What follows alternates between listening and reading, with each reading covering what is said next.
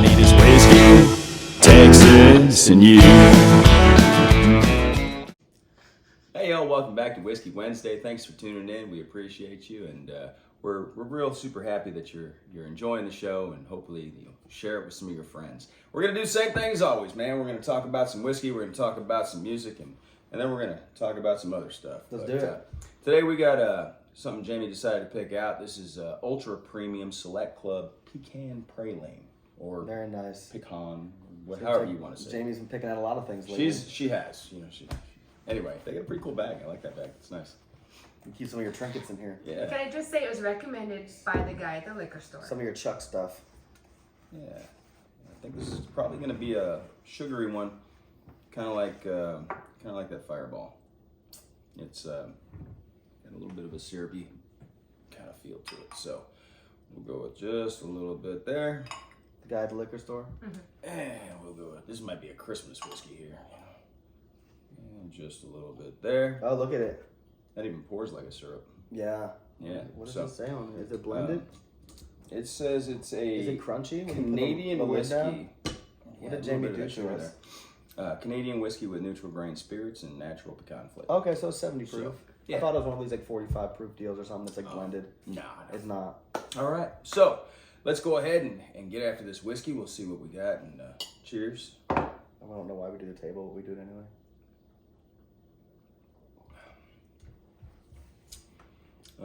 Got a candy flavor to it, like a pecan candy. I kind of like it. It's not bad.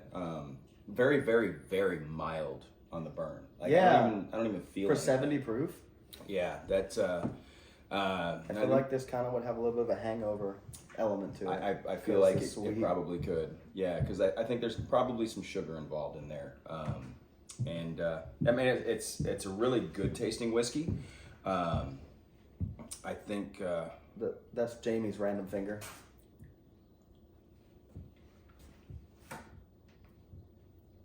I'm waiting for her reaction now because she doesn't like whiskey.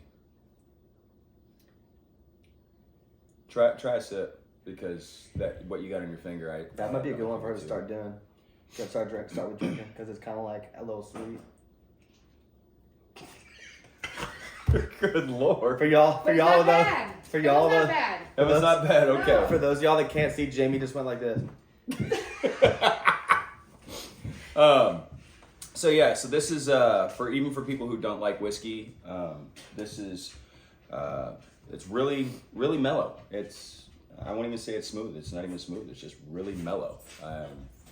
I got no burn off of it. I'll try one more. No, it's I don't know. Maybe we got a bad one. Maybe we got the weak one. It tastes good. But yeah, it's a very good tasting whiskey. I don't even. I gotta call it a whiskey because it says it's a whiskey, but it doesn't really have the burn of a typical whiskey. It doesn't have. It's like a dessert whiskey. It has like Yeah. a liqueur thing. Yeah. Liqueur. Yeah, almost. I thought it was gonna be like a blended, like Red Stag or one of these where it's like it's like really lot lower proof, but it's like blended. Yeah. But it's not. I thought it was gonna be like Fireball, where it's just like That's what I'm saying. it's like all sugary and then It's it like just whiskey-esque. burns. Yeah, it just burns for the sake of burning. But no, this one's if you got anybody who just generally doesn't drink a whole lot of whiskey and you want to have whiskey, then this is probably going to be the easy one for them. The bottles, I don't know if y'all can see that. The bottle's kind of interesting. There's like suspended, I guess, like flecks in there inside the two pieces of glass. It's pretty cool. Yeah. Anyway, so they got nice packaging. They got a decent flavor, and definitely. I mean, I would drink it, but I'd probably drink it more at the like a festive kind of thing. If like a Christmas party or something like that, where it doesn't really feel like it's going to knock you on your butt, and you're definitely not going to be sitting there like after every drink because there's zero burn. So not bad, not a bad whiskey at all. Pretty decent. All right, Thomas. So what song did we review this week? Okay, we did one by Dusty Moats called "You Jingle My Bells." Dusty Moats is a great dude. I love Dusty, and I don't just say that because I know he's watching this. He's just a fantastic all-around dude. He does a lot to help out the Texas music scene. So, what'd you think of the song? I liked it a lot. personally, I'm not the craziest about Christmas songs. Number one, I think that's because Christmas songs are hard to do because there's so many and there's only so much like thematic topics and things you can go over in Christmas songs. So it's hard to do. But I feel like he did it really well.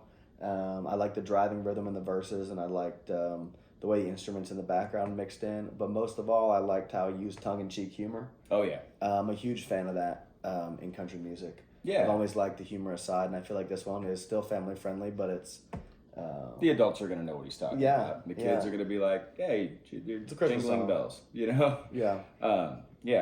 I'm actually really happy that he had bells in the song. Yeah. Because that would have been really awkward if he had a song that was like, you jingle my bells, and then it's a Christmas song and there isn't a bell to be found. So, I was pretty happy with the song, too. I can't say that this is my first time hearing it, though, because when I knew Dusty put out a song, I like to go out and listen to it. So yeah. Also, I thought the chord progression was fantastic. I feel like a lot of times in country music we get stuck using the 3 chords and the truth, which is really cool. But I really liked hearing some different chords on there, different changes, and the way they put the instruments in with the chord changes was very, very tasty, I thought. So there were some unexpected sounds that came out, and we were just like, ooh, that was really cool. Yeah. I actually enjoyed watching you listen to the song. That was that was fun for me because I get to see you as a musician who likes to build songs, build the music around songs, and then seeing you like, ooh, that was a cool chord. And so that's good. That's some good stuff there. Well, I guess it's time for what's your name and where you at. So, well, Jamie, put it on the wall. The T3R was frozen this week due to the holiday. Coming in at number 1 on the Texas Country Music chart is Aaron Watson, followed by Wade Bowen, Pat Green, Sunny Sweeney, and Kinfo. On the Texas Internet Radio chart, coming in at number 1 is Donice Moraes, followed by Kinfo, Robert Ray, Daryl Dodd, and Scotty Alexander. Be sure to check out live music this weekend in the Hill Country area. All right, Thomas, well, it's time for your favorite part of the show where we go with just the tips.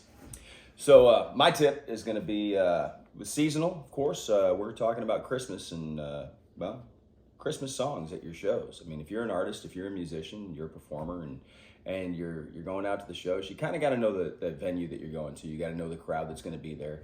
And you got to know that sometimes it's not going to benefit you to put in 50 Christmas songs. And then sometimes it is. So you just got to know where you're going to be playing. If you have an original Christmas song, you pretty much need to play it during this season. Once you get past Thanksgiving, you need to start mixing that one in there. Because you want people to know your song. You want them to hear your song.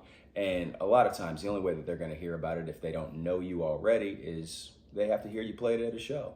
And then they get excited and they're like, oh my gosh, this guy does Christmas songs. Not everybody writes their own Christmas songs. So that's my tip, play some Christmas songs, mix them in as you get closer to the 25th.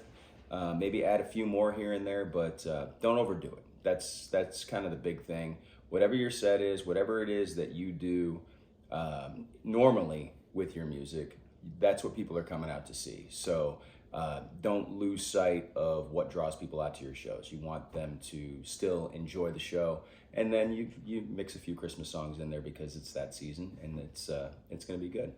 So what do you got, Thomas? Well, considering that we were all just very sick with the COVID-19. I don't know, is it still 19 or have we mutated to 21 now? No, it's still 19. It's still 19 for now, okay. I want to talk about doing everything you can as musicians and performers to stay healthy. I know a lot of times we don't get a lot of sleep and things like that, but maybe that Sunday skip the mimosas and have some water and some smoothies and take an extra nap and maybe make sure you're doing some exercise. And I feel like I could personally do some things to make sure if you're gonna get sick, also not when you're in good shape and healthy, taking care of yourself, it makes it so you don't get as sick. Yep. So, multivitamins, things like that. Let's not forget just the normal things in life. Yeah, take care of yourself. And a good diet, too. You can't live on McDonald's and Burger King. You still got to get some of the greens in there, and that'll help you. Yeah, a lot of this kind of stuff makes you not so good when you're sick. So. Yeah, I mean, I know it looks like it because we do a whiskey show, but between me and Thomas, I don't think we drink hardly at all during the week. No. We basically just do this to do a review. Yeah. And a lot of times at the shows, shh, don't tell anyone. But a lot of times it might be a non-alcoholic beer bottle, and it might be, you know, some Coca-Cola that was mixed into the bottom of the glass just to give the impression that we're drinking along, because for whatever reason, people like to tip more when Isn't that weird? Yeah, people like to tip more. People when don't they like to think drink you're- alone. Well, they think you're partying with Yeah. them, and you are, but sometimes, you know, our version of partying doesn't require the alcohol, and you know. I think that's what we got today. So yeah, remember, if you treat your dreams like a hobby, they're just going to be dreams. So go out there and do something about it, and you know, take a chance, take a swing. If you miss, you miss. You might hit a home run.